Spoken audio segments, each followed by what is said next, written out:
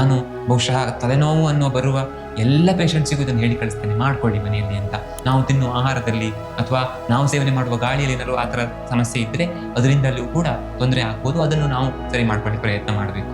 ಇನ್ನು ಇದನ್ನು ಕಡಿಮೆ ಮಾಡ್ಕೊಳ್ಳಿಕ್ಕೆ ಮನೆಮದ್ದುಗಳೇನೇನಿವೆ, ನಾನೀಗ ಒಂದು ಕಷಾಯ ಮಾಡ್ಕೊಳ್ಳೋದನ್ನು ಹೇಳ್ಕೊಡ್ತೇನೆ. ಇದನ್ನ ಮಾಡಿಕೊಂಡು ಕುಡಿದ್ರೆ ಬಹುತೇಕ 199 ಜನರಿಗೆ ಈ ಪಿತ್ತದ ತಲೆನೋವು ಅಥವಾ ಮೈಗ್ರೇನ್ ಸಮಸ್ಯೆ ಕಡಿಮೆ ಆಗಲೇಬೇಕು. ನಮಸ್ಕಾರ. ನಾವು ಎಲ್ಲ ರೀತಿಯ ತಲೆನೋವಿಗಳಿಗೂ ಮೈಗ್ರೇನ್ ಅಂತ ಕರಿತೇವೆ. ಆದರೆ ಆಯುರ್ವೇದದಲ್ಲಿ ನಾವು ಚಿಕಿತ್ಸೆಯ ಬಗ್ಗೆ ಯೋಚನೆ ಮಾಡ್ತಾ ಇದ್ದೀವಿ ಅಂತ ಆದರೆ ಆಯುರ್ವೇದದ ರೀತಿಯಲ್ಲಿ ಇದು ಯಾವ ಥರದ ತಲೆನೋವು ಅಥವಾ ಆಯುರ್ವೇದದ ರೀತಿಯಲ್ಲಿ ಈ ತಲೆನೋವು ಹೇಗೆ ಬಂತು ಅನ್ನೋದನ್ನ ಅರ್ಥ ಮಾಡ್ಕೊಂಡ್ರೆ ಆಗ ಚಿಕಿತ್ಸೆ ತುಂಬಾ ಸುಲಭ ಆಗುತ್ತೆ. ನಾವಾದ್ರೂ ಅಷ್ಟೇ, ನಾವು ಪೇಷಂಟ್ಸಿಗೆ ಚಿಕಿತ್ಸೆ ಕೊಡುವಾಗ ನಮ್ಮ ಪೇಷಂಟ್ಸ್ ಹತ್ರ ಮಾತಾಡೋ ಸಮಯದಲ್ಲಿ ನಾವು ಈ ಮಾಡರ್ನ್ ಲ್ಯಾಂಗ್ವೇಜ್ ಅನ್ನ ಅಥವಾ ಮಾಡರ್ನ್ ಸೈನ್ಸ್ ಲ್ಯಾಂಗ್ವೇಜ್ ಅನ್ನ ಬಳಕೆ ಮಾಡಿದ್ರು ಕೂಡ ನಮ್ಮ ತಲೆಯ ಒಳಗಡೆ ಆಯುರ್ವೇದದ ಕಾನ್ಸೆಪ್ಟೇ ಹೋಗ್ತಾ ಇರುತ್ತೆ. ಆಗ ಮಾತ್ರ ಚಿಕಿತ್ಸೆ ಸರಿಯಾಗಿ ಆಗ್ಲಿಕ್ಕೆ ಸಾಧ್ಯ. ಇಲ್ಲದೆ ಹೋದ್ರೆ ಆಯುರ್ವೇದದಲ್ಲಿ ಎಲ್ಲೂ ಮೈಗ್ರೇನ್ ಒಟಿ ಅಥವಾ ಮೈಗ್ರೇನ್ ಕಷಾಯ ಅಂತ ಇಲ್ಲ. ಆಯಾ ತಲೆನೋವಿಗೆ ಕಾರಣವಾಗಿರುವಂಥದ್ದು ಯಾವ ದೋಷ ಅಥವಾ ಅದಕ್ಕೆ ಏನೇನು ಲಕ್ಷಣಗಳಿವೆ ಇದೆಲ್ಲ ನೋಡಿಕೊಂಡು ನಾವು ಡಿಸೈಡ್ ಮಾಡ್ತೇವೆ. ಸೊ ಇಂದು ನಾವು ಪಿತ್ತ ದೋಷದಿಂದ ಆದಂತಹ ತಲೆನೋವಿನ ಕಾರಣಗಳು, ಲಕ್ಷಣಗಳು, ಚಿಕಿತ್ಸೆ ಮತ್ತೆ ಕೆಲವು ಸಿಂಪಲ್ ಮನೆಮದ್ದುಗಳು, ಅಂದ್ರೆ ಕೆಲವೊಂದ್ಸಾರಿ ಈ ಮನೆಮದ್ದುಗಳಿಂದಲೇ ತಲೆನೋವು ಪೂರ್ತಿಯಾಗಿ ಗುಣ ಆಗುತ್ತೆ. ಸೊ ಅಂಥದ್ದನ್ನ ಕೂಡ ನೋಡೋಣ. ಸೊ ಇದು ಅತ್ಯಂತ ಸುಲಭವಾಗಿ ಗುಣ ಮಾಡ್ಕೊಳ್ಳಿಕ್ಕೆ ಸಾಧ್ಯ ಆಗುವಂತಹ ಒಂದು ಸಮಸ್ಯೆ. ಹಾಗಾಗಿ ಇದರ ಬಗ್ಗೆ ಸರಿಯಾಗಿ ತಿಳ್ಕೊಂಡು ಈ ಸಮಸ್ಯೆಯನ್ನ ಗುಣ ಮಾಡ್ಕೊಳ್ಳೋಣ.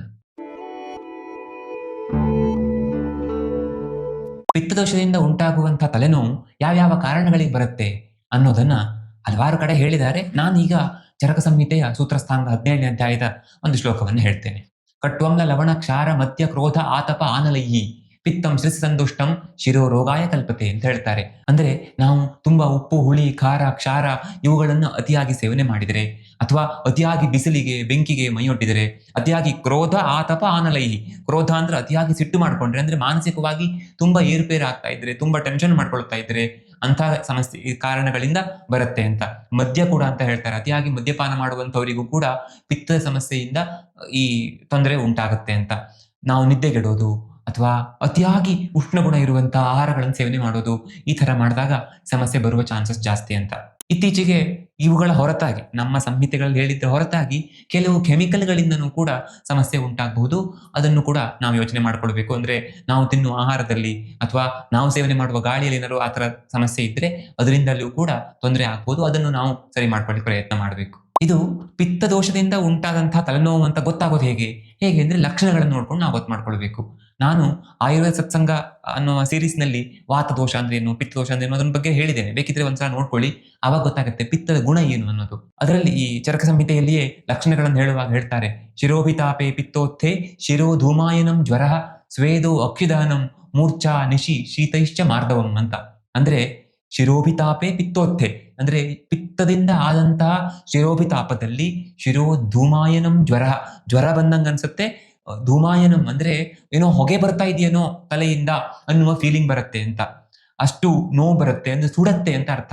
ಸಾಮಾನ್ಯವಾಗಿ ವಾತ ಮತ್ತೆ ಕಫದೋಷಗಳಿಗೆ ತಂಪು ಗುಣ ಇರುವ ಕಾರಣದಿಂದಾಗಿ ಈ ತರ ಜ್ವರ ಬಂದಂಗ ಅನ್ಸೋದು, ಸುಟ್ಟಂಗ ಅನ್ಸೋದು, ತೀವ್ರವಾದ ನೋವು ಬರೋದು ಈ ತರ ಆಗೋದು ಕಡಿಮೆ. ಆದ್ರೆ ತಲೆನೋವು ತುಂಬಾ ತೀವ್ರವಾಗಿ ಜ್ವರ ಬಂದ ಹಾಗೆ, ಒಳ್ಳೆ ಬೆಂಕಿ ಬಿದ್ದ ಹಾಗೆ, ಹೊಗೆ ಬರ್ತಿರುವ ಹಾಗೆ ಆಗ್ತದೆ ಅಂದ್ರೆ ಅದು ಪಿತ್ತದೋಷದಿಂದ ಅಂತ ಅರ್ಥ ಮಾಡ್ಕೊಳ್ಬೇಕು. ಸ್ವೇದೋ ಅಕ್ಷಿದಹನಂ ಮೂರ್ಛಾ ನಿಶಿ ಶೀತೈಶ್ಚ ಮಾರ್ದವಂ ಅಂತ ಹೇಳ್ತಾರೆ. ಅಂದ್ರೆ ಸ್ವೇದೋ ಅಕ್ಷಿದಹನಂ ಅಂದ್ರೆ ಬೆವರು ತುಂಬಾ ಬರುತ್ತೆ, ಕಣ್ಣಲ್ಲಿ ಕೂಡ ಉರಿ ಆಗತ್ತೆ. ದಹನ ಅಂದ್ರೆ ಉರಿ ಆಗತ್ತೆ, ಬೆಂಕಿ ಬಿದ್ದಂಗ ಅನ್ಸುತ್ತೆ, ಬಿಸಿ ಆಗತ್ತೆ, ಈ ತರ ಅರ್ಥ.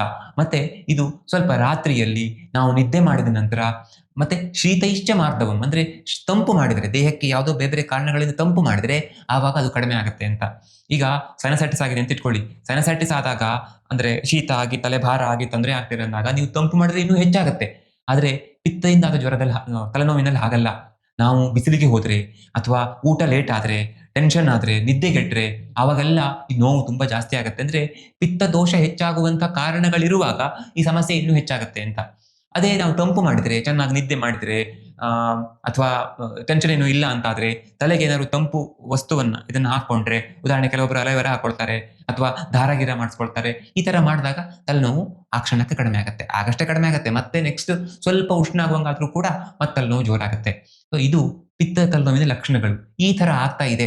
ಸಾಮಾನ್ಯವಾದ ಭಾಷೆಯಲ್ಲಿ ಹೇಳಬೇಕು ಅಂದ್ರೆ ಉಷ್ಣಗುಣ ಇರುವಂತಹ ಆಹಾರ, ಉಷ್ಣಗುಣ ಇರುವಂತಹ ಏನು ಕ್ರಿಯೆಗಳನ್ನ ಹೆಚ್ಚಾಗುವಂತಹ ಕ್ರಿಯೆಗಳನ್ನ ಮಾಡಿದಾಗ, ಉದಾಹರಣೆಗೆ ಬಿಸಿಲಿಗೆ ಹೋಗೋದು, ನಿದ್ದೆಗೊಡೋದು, ಈ ತರ ಕ್ರಿಯೆಗಳನ್ನ ಮಾಡಿದಾಗ ಅದು ಜಾಸ್ತಿ ಆಗತ್ತೆ ಅಂತಾದ್ರೆ ಅದು ಪಿತ್ತ ದೋಷದಿಂದ ಆದಂತಹ ತಲೆನೋವು ಅನ್ನೋದನ್ನ ಅರ್ಥ ಮಾಡ್ಕೊಳ್ಬೇಕು. ಹಾಗಾದ್ರೆ ಇದಕ್ಕೆ ಚಿಕಿತ್ಸೆ ಏನು? ವೈದ್ಯೇ ಘೃತಂ ಪಯಃ ಸೇಕಾಃ ಶೀತಾ ಲೇಪಾಃ ಸನಾವನಃ ಜೀವನೀಯಾನಿ ಸರ್ಪಿಷಿ ಪಾನಾನ್ನಂ ಚಾಪಿ ಪಿತ್ತನುತ್ ಅಂತ ಅಷ್ಟಾಂಗ ಹೃದಯ ಸಂಹಿತೆಯಲ್ಲಿ ಹೇಳ್ತಾರೆ. ಅಂದ್ರೆ ಪೈತ್ಯೆ, ಪಿತ್ತೆಯಿಂದ ಉಂಟಾದ ತಲೆನೋವಿನಲ್ಲಿ ಘೃತಂ ಪಯಃ ಸೇಕಾ ಶೀತ ಲೇಪಾಃ ಸನಾವನಃ ಅಂದ್ರೆ ಒಂದು ಘೃತ ಸೇವನೆ ಮಾಡಬೇಕು, ಹಾಲನ್ನ ಕುಡಿಯುವಂಥದ್ದು. ಅಂದ್ರೆ ಅದು ಕೆಲವು ಪಿತ್ತ ದೋಷವನ್ನು ಕಡಿಮೆ ಮಾಡುವಂತಹ ಔಷಧಿಗಳಿಂದ ಸಂಸ್ಕಾರ ಕೊಟ್ಟಂತ ಹಾಲು, ಆ ಥರದ್ದು ಕ್ಷೀರಪಾಕ ಅಂತ ನಾವು ಹೇಳ್ತೇವೆ. ಅದನ್ನ ಮುಂದೆ ಹೇಳ್ತೇನೆ ಹೇಗೆ ಮಾಡ್ಕೊಳ್ಬೋದು ಅನ್ನೋದನ್ನ. ಆ ತರ ಮಾಡ್ಕೊಂಡು ಅದನ್ನ ಕುಡಿಯೋದು, ಈ ತರ ಮಾಡೋದ್ರಿಂದ ಅನುಕೂಲ ಆಗುತ್ತೆ. ಸೇಕಾ ಶೀತ ಲೇಪಾಹ ಅಂದ್ರೆ ತಂಪು ಗುಣ ಇರುವಂಥದ್ದು ಲೇಪ ಮಾಡ್ಕೊಳ್ಳೋದು. ಉದಾಹರಣೆ ಹೇಳಬೇಕು ಅಂದ್ರೆ ಈ ಶ್ರೀಗಂಧ, ಶುದ್ಧವಾದ ಶ್ರೀಗಂಧ ಅಂತ ಇಟ್ಕೊಳ್ಳಿ, ಅದನ್ನ ತೇಯ್ದು ಅದನ್ನ ಹಣೆಗೆ ಹಚ್ಕೊಂಡ್ರೆ ತಂಪಾಗತ್ತೆ. ಸನಾವನಾಹ ಅಂತ ಹೇಳ್ತಾರೆ. ಅಂದ್ರೆ ನಸ್ಯ ಚಿಕಿತ್ಸೆಯನ್ನ ಮಾಡ್ಕೊಳ್ಳೋದು, ತಂಪು ಗುಣ ಇರುವಂತ ಔಷಧಿಯಿಂದ ನಸ್ಯ ಚಿಕಿತ್ಸೆ ಮಾಡ್ಕೊಳ್ಳೋದು. ಪಾನಾನ್ನಂ ಚಾಪಿ ಪಿತ್ತನುತ್ ಅಂತ ಹೇಳ್ತಾರೆ. ಅಂದ್ರೆ ನಾವು ಕುಡಿಯೋದು, ಊಟ ಮಾಡೋದು ಇವೆಲ್ಲ ಪಿತ್ತವನ್ನ ಕಡಿಮೆ ಮಾಡುವಂತಹ ಗುಣವನ್ನು ಹೊಂದಿರುವಂತದ್ದಾಗಿರ್ಬೇಕು ಅಂತ. ಆ ತರ ಮಾಡ್ಕೊಂಡಾಗ ಪಿತ್ತ ಇದು ತಲೆನೋವು ಕಡಿಮೆ ಆಗ್ಲಿಕ್ಕೆ ಹೆಲ್ಪ್ ಆಗುತ್ತೆ ಅಂತ. ಇನ್ನು ಚರಕ ಸಂಹಿತೆಯಲ್ಲಿ ಶಿರಃಕಾಯ ವಿರೇಚನಂ ಅಂತ ಹೇಳ್ತಾರೆ. ಅಂದ್ರೆ ಶಿರೋವಿರೇಚನ, ಕಾಯ ವಿರೇಚನ. ಶಿರೋವಿರೇಚನ ಅಂತಂದ್ರೆ ಕೆಲವು ಔಷಧಗಳ ತಯಾರು ಮಾಡಿದಂಥ ಏನು ತೈಲವನ್ನು ಅಥವಾ ಘೃತವನ್ನು ಮೂಗಿನಲ್ಲಿ ಹಾಕೋದು, ಅಂದ್ರೆ ನಸ್ಯ ಚಿಕಿತ್ಸೆಯನ್ನು ಮಾಡ್ಕೊಳ್ಳೋದು, ಅದರಿಂದ ಗುಣ ಆಗುತ್ತೆ. ಅದಕ್ಕಿಂತ ಹೆಚ್ಚಾಗಿ ಬಹಳಷ್ಟು ಬಾರಿ ಈ ಪಿತ್ತದೋಷದಿಂದ ಆಗಿರುವಂತಹ ತಲೆನೋವಿನಲ್ಲಿ, ನಾವು ಮೈಗ್ರೇನ್ ಅಂತ ಹೇಳ್ತೀವಲ್ಲ, ಅಂತಹ ಕಂಡೀಷನ್ಸ್ ಅಲ್ಲಿ ನಾವು ಪಂಚಕರ್ಮದ ವಿರೇಚನ ಚಿಕಿತ್ಸೆಯನ್ನು ಮಾಡೋದು. ಅದಕ್ಕೆ ಕಾಯ ವಿರೇಚನ ಅಂತ ಹೇಳೋದು. ಸೊ ವಿರೇಚನ ಚಿಕಿತ್ಸೆಯನ್ನು ಮಾಡೋದ್ರಿಂದ ನಿಜವಾಗಿಯೂ ಇಡೀ ದೇಹ ಶುದ್ಧಿಯಾಗಿ ನಮಗೆ ಏನಾಗುತ್ತೆ ಅಂದ್ರೆ ಈ ತಲೆನೋವು ಗುಣ ಆಗುತ್ತೆ. ಬಹಳಷ್ಟು ಬಾರಿ ಎಷ್ಟೋ ವರ್ಷಗಳಿಂದ ತಲೆನೋವು ಇತ್ತು ಅನ್ನುವಂಥವ್ರು ಕೂಡ ನಾವು ವಿರೇಚನ ಮತ್ತೆ ನಂತರ ನಸ್ಯ ಚಿಕಿತ್ಸೆ ಇವುಗಳನ್ನ ಕರೆಕ್ಟ್ ಆಗಿ ಮಾಡ್ಕೊಂಡಾಗ ಆಗ ಈ ಪ್ರಾಬ್ಲಮ್ ಗುಣ ಆಗ್ಬಿಡುತ್ತೆ. ಮತ್ತೆ ನಂತರ ಬೇಕಿದ್ರೆ ಎರಡು ತಿಂಗಳು ಔಷಧಗಳನ್ನ ತೆಗೆದುಕೊಳ್ಬೇಕಾಗ್ಬೋದು. ಆಮೇಲೆ ಅವರಿಗೆ ತಲೆನೋವು ಅನ್ನೋದು ಇರುವುದಿಲ್ಲ. ಅಷ್ಟು ಚೆನ್ನಾಗಿ ಗುಣ ಮಾಡ್ಕೊಳ್ಳಿಕ್ಕೆ ಸಾಧ್ಯ ಆಗುತ್ತೆ ಸರಿಯಾಗಿ ಪಂಚಕರ್ಮ ಚಿಕಿತ್ಸೆ ಆದ್ರೆ. ಒಟ್ಟಿನಲ್ಲಿ ನಾವು ಈ ವಿರೇಚನ, ನಸ್ಯ, ಧಾರ ಅಥವಾ ಕೆಲವು ಔಷಧಗಳು ಮತ್ತೆ ಪಿತ್ತದೋಷವನ್ನು ಕಡಿಮೆ ಮಾಡುವಂತ ಆಹಾರ ಸೇವನೆ ಮಾಡಿದ್ರೆ ಆ ಸಮಸ್ಯೆ ಕಡಿಮೆ ಆಗತ್ತೆ ಅಂತ.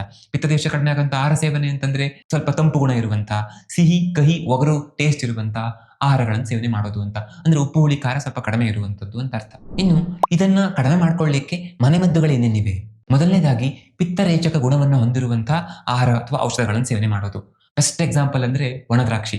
ಒಂದು 10-15 ಒಣದ್ರಾಕ್ಷಿಯನ್ನು ರಾತ್ರಿ ನೆನೆಸಿ ಬೆಳಿಗ್ಗೆ ಸೇವನೆ ಮಾಡಿದಾಗ ಪಿತ್ತ ದೋಷ ಕಡಿಮೆಯಾಗಿ ಸ್ವಲ್ಪ ಮೋಷನ್ ಚೆನ್ನಾಗಿ ಆಗಿ, ಅಂದ್ರೆ ಪಿತ್ತ ದೋಷ ಕೆಳಗಡೆಯಿಂದ ಹೋಗ್ಲಿಕ್ಕೆ ಸಾಧ್ಯ ಆಗತ್ತೆ. ಅಥವಾ ಆಯುರ್ವೇದ ವೈದ್ಯರ ಹತ್ರ ಹೋಗಿ ನಮ್ಮ ದೇಹಕ್ಕೆ ಸರಿಯಾಗಿ ಇದಾಗುವಂತ ಪಿತ್ತ ರೇಚನ ಮಾಡುವಂತ ಔಷಧಗಳನ್ನ ಕೂಡ ತೆಗೆದುಕೊಳ್ಳಿ. ಪಿತ್ತರೇಚನ ಅಂತಂದ್ರೆ ಈ ಪಿತ್ತವನ್ನ ಕೆಳಗೆಯಿಂದ ಎಳೆದು ಹಾಕುವಂಥದ್ದು ಅಂತ ಅರ್ಥ ಮಾಡ್ಕೊಳ್ಬಹುದು. ಒಂದಂದ್ರೆ ಸಿಂಪಲ್ ಆಗಿ ಅರ್ಥ ಮಾಡ್ಕೋ ರೀತಿಯಲ್ಲಿ ಹೇಳ್ಬೇಕು ಅಂದ್ರೆ. ಅಥವಾ ಮನೆಯಲ್ಲಿ ಒಂದು ಅರ್ಧ ಚಮಚ ಅಣಲೆಕಾಯಿ ತೆಗೆದು, ನೀರಿನಲ್ಲಿ ಅಣಲೆಕಾಯಿಯನ್ನು ತೆಗೆದು ಒಂದು ಅರ್ಧ ಚಮಚ ಪೇಸ್ಟ್ಗೆ ಒಂದು ಸ್ವಲ್ಪ ತುಪ್ಪ ಹಾಕೊಂಡು ಅದನ್ನ ತೆಗೆದುಕೊಳ್ಳೋದು. ಆ ತರ ಮಾಡೋದ್ರಿಂದನೂ ಕೂಡ ಅನುಕೂಲ ಆಗುತ್ತೆ. ನಾನೀಗ ಒಂದು ಕಷಾಯ ಮಾಡ್ಕೊಳ್ಳೋದನ್ನು ಹೇಳ್ಕೊಡ್ತೇನೆ. ಇದನ್ನ ಮಾಡಿಕೊಂಡು ಕುಡಿದ್ರೆ ಬಹುತೇಕ 199 ಜನರಿಗೆ ಈ ಪಿತ್ತದ ತಲೆನೋವು ಅಥವಾ ಮೈಗ್ರೇನ್ ಸಮಸ್ಯೆ ಕಡಿಮೆ ಆಗ್ಲೇಬೇಕು. ಅದಕ್ಕೆ ಏನೇನು ತೆಗೆದುಕೊಳ್ಬೇಕು ಅಂತಂದ್ರೆ ತ್ರಿಫಲದಲ್ಲಿರುವಂತಹ ಅಣಲೆಕಾಯಿ, ನೆಲ್ಲಿಕಾಯಿ, ತಾರೆಕಾಯಿ ಅಥವಾ ಹರಿತಕಿ, ವಿಭೀತಕಿ, ಆಮಲಕಿ ಇದನ್ನ ಗ್ರಂಥಿಗಳಲ್ಲಿ ತಂದ್ಕೊಳ್ಬಹುದು. ತ್ರಿಫಲ ಚೂರ್ಣ ತಂದ್ಕೊಳ್ಬಹುದು. ತ್ರಿಫಲ ಚೂರ್ಣ ತಂದ್ಕೊಂಡು ಅದನ್ನ ಒಂದು 30 ಗ್ರಾಮ ತಂದ್ಕೊಳ್ಳಿ, ಅದನ್ನ ಇಟ್ಕೊಳ್ಳೋದು. ಆಮೇಲೆ ನೆಲಬೇವು ಅದು ಒಂದು 10 ಗ್ರಾಮ್, ಅರಿಶಿನ 10 ಗ್ರಾಮ್, ಅಮೃತ ಬಳ್ಳಿಯ ಪುಡಿ 10 ಗ್ರಾಮ್, ಬೇವು 10 ಗ್ರಾಮ್. ಇಷ್ಟ ತಗೊಂಡು ಇಟ್ಕೊಂಡ್ರೆ ಸುಮಾರು ಎಷ್ಟಾಯ್ತು? ಒಂದು 70 ಗ್ರಾಮ್ ಆಯ್ತಲ್ವಾ? 70 ಗ್ರಾಮ್ ಪುಡಿ ನಮ್ಮ ಹತ್ರ ಇದೆ. ಈ 70 ಗ್ರಾಮ್ ಪುಡಿಯನ್ನ ಇವೆಲ್ಲ ಗಂಧೆಗಳು ಸಿಗ್ತವೆ ಆರಾಮಾಗಿ, ಏನು ತೊಂದರೆ ಇಲ್ಲ. ವೆರಿ ಸಿಂಪಲ್ ಡ್ರಗ್ಸ್ ಇವು. ಅಂದ್ರೆ ತುಂಬಾ ಚೀಪ್ ಆಗಿ ಸಿಗುವಂತ, ತುಂಬಾ ಎಫೆಕ್ಟಿವ್ ಆಗಿರುವಂತ ಸಿಂಪಲ್ ಡ್ರಗ್ಸ್ ಇವು. ಸೊ ಇವುಗಳನ್ನ ಎಲ್ಲ ಮಿಕ್ಸ್ ಮಾಡಿ ಇಟ್ಕೊಳ್ಳೋದು. ಇದನ್ನ ಪ್ರತಿನಿತ್ಯ ದಿವಸಕ್ಕೆ ಒಂದ್ಸಾರಿ ಬೆಳಿಗ್ಗೆ ಅಥವಾ ಸಂಜೆ ಆದ್ರೂ ಪರವಾಗಿಲ್ಲ, 1 ಚಮಚ ಪುಡಿ ಅಂತ ತೆಗೆದುಕೊಳ್ಳೋದು, ಒಂದು 5 ಗ್ರಾಮ್ ಅಂತ ತೆಗೆದುಕೊಳ್ಳೋಣ. ಅಷ್ಟು ತಗೊಂಡು ಅದಕ್ಕೆ 4 ಲೋಟ ನೀರು ಹಾಕಿ ಸಣ್ಣ ಉರಿಯಲ್ಲಿ 1 ಲೋಟಕ್ಕೆ ಬತ್ತಿಸಬೇಕು. ಒಂದ್ ದಿವಸ ಎಷ್ಟು ಟೈಮ್ ಬೇಕಾಗತ್ತೆ ಅಂತ ನೋಡ್ಕೊಂಡು, 1-2 ದಿವಸ ನೋಡ್ಕೊಂಡು ಆಮೇಲೆ ನಾವೇನ್ ಮಾಡ್ಬೋದು ಅಂತಂದ್ರೆ ಕಷಾಯ ಆಗ್ಲಿಕ್ಕೆ, ಅಂದ್ರೆ 1 ಲೋಟಕ್ಕೆ ಬತ್ತಲಿಕ್ಕೆ ಎಷ್ಟು ಸಮಯ ಬೇಕಾಗತ್ತೆ ಅಂತ ನೋಡ್ಕೊಂಡು ಟೈಮರ್ ಇಟ್ಕೊಂಡು ಅದನ್ನ ಬಳಕೆ ಮಾಡಬಹುದು. ಅದಾದ ನಂತರ ಅದನ್ನ ಸೋಸ್ಕೊಂಡು ಆ 1 ಲೋಟ ಕಷಾಯವನ್ನ ಕುಡಿಯುವುದು. ಇನ್ನೊಂದು ತುಂಬಾ ಹೆಲ್ಪ್ ಆಗುವಂಥದ್ದು ಅಂದ್ರೆ ಪ್ರಾಣಾಯಾಮ. ಅನುಲೋಮ ವಿಲೋಮ, ಭ್ರಾಮರಿ, ಈ ತರದ ಪ್ರಾಣಾಯಾಮಗಳು ತುಂಬಾ ಹೆಲ್ಪ್ ಆಗ್ತವೆ. ನಾನು ಬಹುಶಃ ತಲೆನೋವು ಅನ್ನೋ ಬರುವ ಎಲ್ಲ ಪೇಷಂಟ್ಸಿಗೂ ಇದನ್ನು ಹೇಳಿ ಕಳಿಸ್ತೇನೆ, ಮಾಡ್ಕೊಳ್ಳಿ ಮನೆಯಲ್ಲಿ ಅಂತ. ಆದ್ರೆ ತುಂಬಾ ಕಡಿಮೆ ಜನ ಅದನ್ನು ಫಾಲೋ ಮಾಡೋದು. ಹಾಗಾಗಿ ಅದು ನಮ್ಗೆ ಚಿಕಿತ್ಸೆ ಕೂಡ ಸ್ವಲ್ಪ ಆವಾಗ ಹೆಚ್ಚು ಪ್ರೊಲಾಂಗ್ಡ್ ಆಗ್ಬಿಡತ್ತೆ. ಯಾರು ಪ್ರಾಣಾಯಾಮವನ್ನು ಚೆನ್ನಾಗಿ ಮಾಡ್ತಾರೋ ಅವರಿಗೆ ತುಂಬಾ ಕಡಿಮೆ ಸಮಯದ ಚಿಕಿತ್ಸೆ ಸಾಕಾಗುತ್ತೆ. ಮತ್ತೆ ಫ್ಯೂಚರಲ್ಲಿ ಏನ್ ತಪ್ಪು ಮಾಡಿದ್ರು ಕೂಡ ಮತ್ತೆ ಬಂತು ಅಂತ ಆಗೋದಿಲ್ಲ. ಯಾಕೆಂದ್ರೆ ಯಾವುದೇ ಕಷಾಯವನ್ನಾಗ್ಲಿ, ಯಾವುದನ್ನೇ ಚಿಕಿತ್ಸೆಯನ್ನಾಗ್ಲಿ ಜೀವನ ಪರ್ಯಂತ ಮಾಡ್ತಿರೋದಲ್ಲ. ಆದರೆ ಪ್ರಾಣಾಯಾಮವನ್ನು ನಾವು ಜೀವನ ಪರ್ಯಂತ ಮಾಡಬಹುದಾಗಿದ್ರಿಂದ ನಾವು ಅದನ್ನ ನಿತ್ಯ ಮಾಡ್ತಾ ಇದ್ರೆ ನಮ್ಗೆ ಸುಲಭವಾಗಿ ಸಮಸ್ಯೆ ಬರ್ಲಿಕ್ಕೆ ಸಾಧ್ಯ ಇಲ್ಲ. ಇನ್ನೊಂದು ವೆರಿ ಇಂಪಾರ್ಟೆಂಟ್ ಅಂದ್ರೆ ನಾವು ತಲೆನೋವು ಬರ್ಲಿಕ್ಕೆ ಇರುವ ಕಾರಣಗಳನ್ನ ಬಿಡೋದು.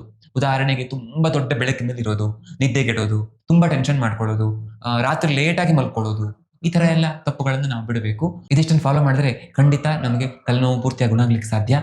ಮುಂದಿನ ವಿಡಿಯೋದಲ್ಲಿ ಮತ್ತೆ ಸಿಗೋಣ. ಮುಂದಿನ ಬಾರಿ ಯಾವ ಸಮಸ್ಯೆಯ ಬಗ್ಗೆ ವಿಡಿಯೋ ಮಾಡಬೇಕು ಅಂತ ಕಮೆಂಟ್ ಮಾಡಿ ತಿಳಿಸಿ. ಮತ್ತೆ ಸಿಗೋಣ. ಧನ್ಯವಾದ.